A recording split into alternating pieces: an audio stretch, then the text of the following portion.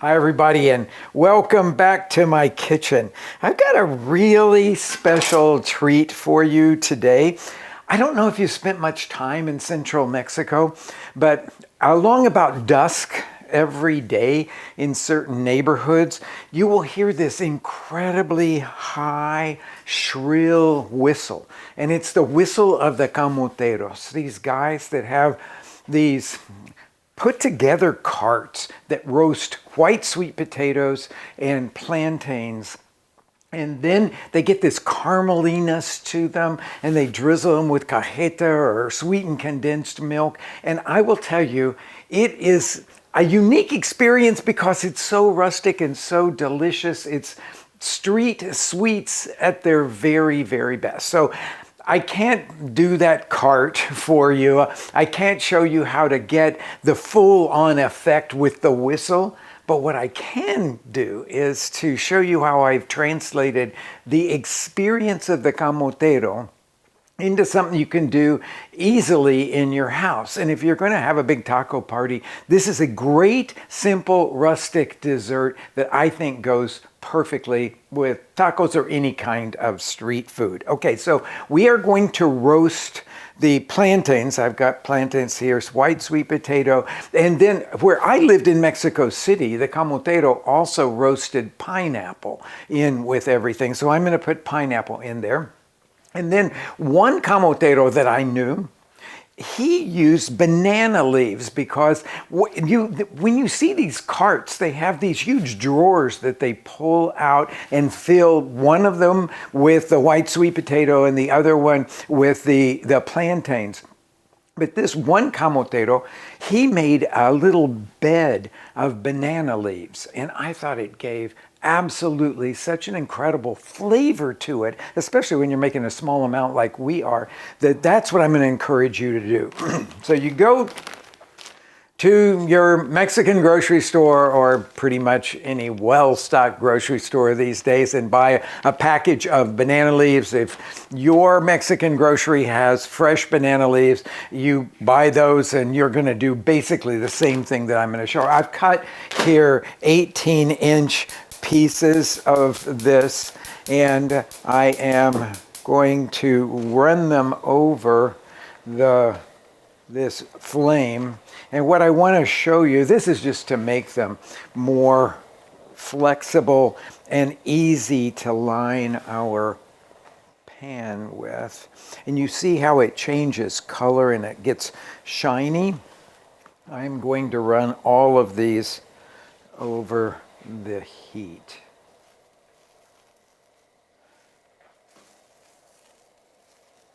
Now, if you don't have an open flame, you can steam these. You could even do it in a microwave, in a closed microwave safe bowl, and put some plastic on the top of it and microwave them until they're completely soft.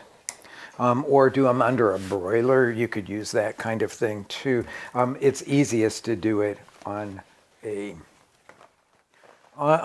open flame like that. It just goes really fast. And so I'm just going to lay these guys down in here, and I'm putting 3 full big pieces or 4. If there's little breaks in them, it doesn't matter at all. Like this one is quite broken, but that's not going to affect us at all.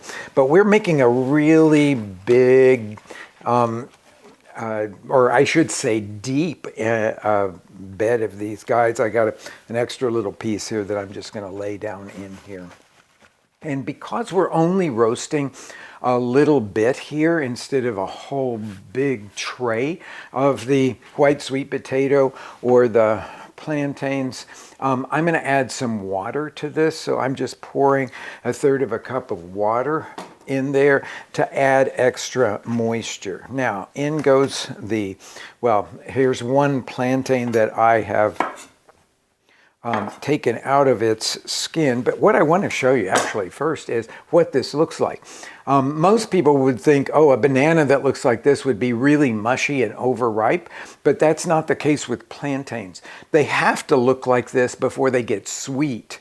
Now, this is not mushy soft, okay? It's still got a lot of firmness to it, but that's what it's going to look like. If they look any less blackened than this, they will not be sweet in the final presentation. Okay, so I'm peeling those guys and laying them in there.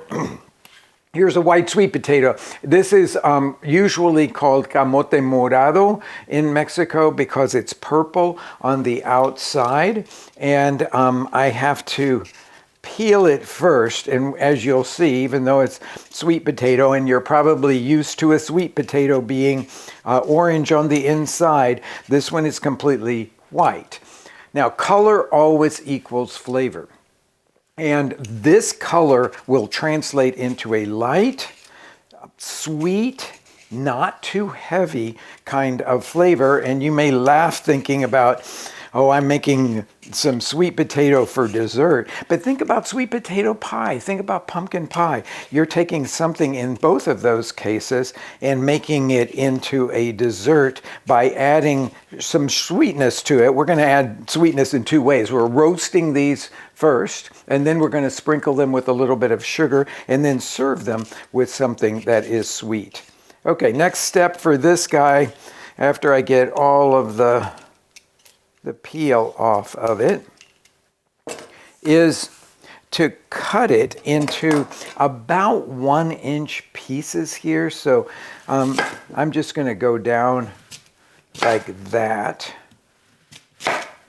These do have a tendency to darken fairly quickly, so you don't want to do this ahead of time, right before you put it in. Now I'm just going to lay these guys over here on this side of our banana leaf lined 9x13 baking dish. If you can do this in a 9x13 that is not glass, it's actually better. I'll show you the reason at the very end here. So we'll fold all of this stuff in, and then I have some foil here that I am going to pull out. I want to make a big sheet so that I can really sort of start sealing this quite well, so I trap in all of the steam that's created by that water that I put in there. So just like that. I'm going to turn this around here just so that I can get all of this stuff in and get it tamped down very, very well. The banana leaves smell so good after you run them across the fire like that. And that's the flavor that will get into these as they are cooking. So just make sure that it's well sealed here. I've got a little tiny break in it there, so I'm sealing that one up too. And I think we're about ready here. I just want to make sure that this really doesn't lose any of the steam before I put it into a 325-degree oven. I think I've got it pretty well tamped down there. And then I'm going to talk to you about the pineapple. We're not going to put that in until a little bit later, but we're going to just get rid of all of these peelings here. And I'm going to show you what I will do with the pineapple.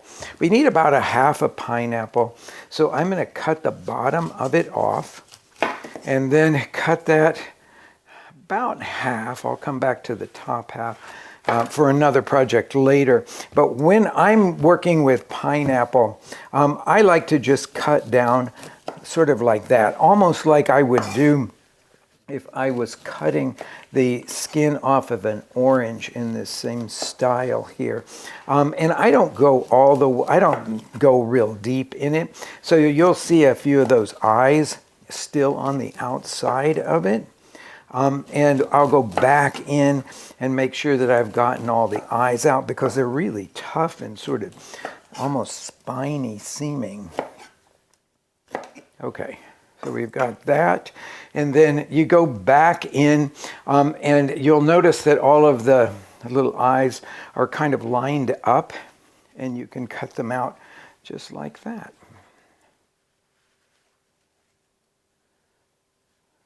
Okay, last little bit of trimming up this pineapple, and then I'm going to cut it into also about 1-inch pieces here. So I have to do about 3 of them, and then I'm going to cut those guys in half just to make for easier serving when we're finished, and we're leaving the core in. Now I'm going to just put those on a plate and put them to the side because we're going to meet back here in about an hour and 15 minutes when the camote morado and those plantains are fully tender. Well, I tell you, you can really smell those banana leaves. It smells super good in here. Let's open this guy up. And careful about steam here. Gorgeous. That's exactly what I wanted it to look like. So I'll pull the leaves back a little bit here. Yeah. And let's take a look at them. I've got this knife here that I'm just going to pierce them to make sure that everything is really tender. Okay, I'll grab a pair of tongs so that I can move these guys, stacking them, shingling them a little bit closer together. They're very tender now, so we can stack them more. And then our pineapple pieces will go in here shingled as well.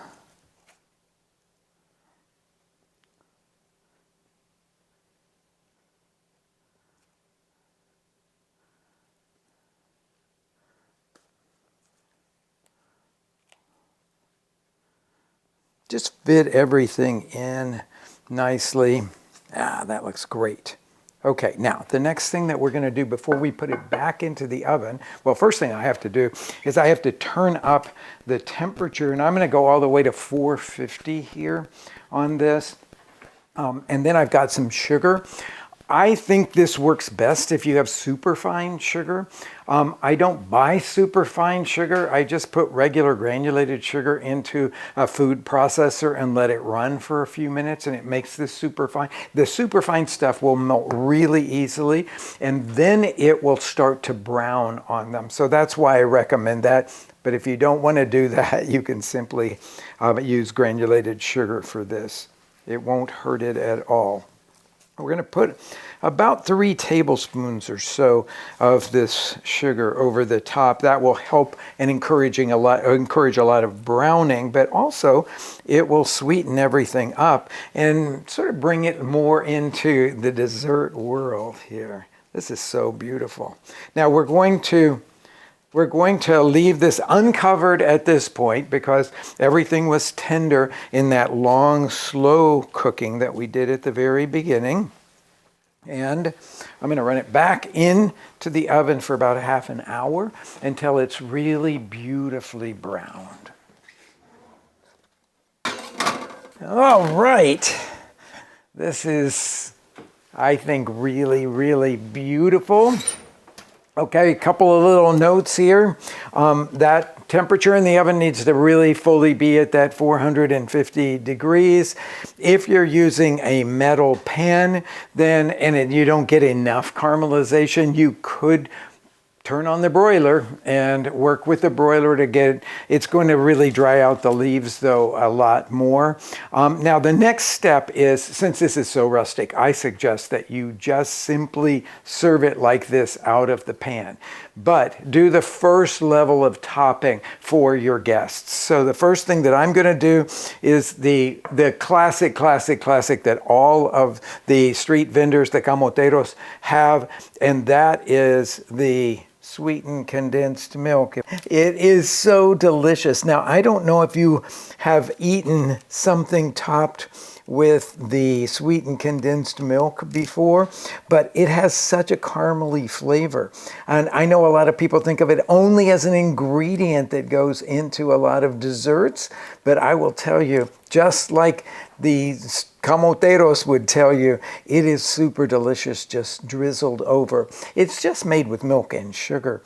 So I'm showing you this as a way to get you started, but there are many other things that you could do. You could buy a bottle of the cajeta, which is, I've got one over here, and replace the sweetened condensed milk with the cajeta, or even put it out alongside. Some people like to put crema on these. Some people like to sprinkle them with cinnamon, which I'm going to do here in a second because I think that's absolutely delicious. And then we have some jam over there. Something that is tropical, like a mango jam or guava jam, would be really good with this. And then we have the crema, and that's all. Okay, I'm just going to stop with that, okay, because I drizzled it. Shall we say generously with the sweetened condensed milk, la lechera is what people would call it in Mexico, based on the name of the brand. This good Mexican cinnamon here, the true cinnamon over the top of the whole thing. And for people that don't like a dessert that's too sweet, this is really something that I think will satisfy lots of people. Now, I would just put it out like this, some extra toppings on the side for guests to be able to put on to suit their own taste. You may have things that come to your mind that you think you would like to add to this, but I'm just going to take a little taste of it here because unfortunately my mouth is watering so much I can hardly even talk. Now, perfect dessert for a rustic meal.